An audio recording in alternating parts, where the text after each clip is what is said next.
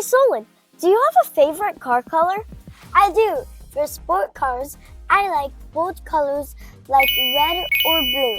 But for family cars, I think white or silver looks great. What about you, Denise? I'm a fan of classic black. It's sleek and always in style. But speaking of car colors, do you know which one is the most popular in the US?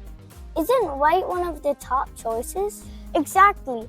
White is the most popular, followed by black, gray, and silver. White cars are cool in the sun and have that timeless look. And black cars have that luxury feel, though they do get pretty hot in summer and need more cleaning. True. Gray and silver cars are more practical. They don't show dirt easily, and silver cars are easier to spot on the road. But you know, on sport cars, brighter colors like yellow or orange can be pretty awesome. They really stand out. That's a good point. Less common colors can be more unique and may even keep their value better. So whether it's vibrant sport cars or a sleek family vehicles, there's a perfect color for everyone.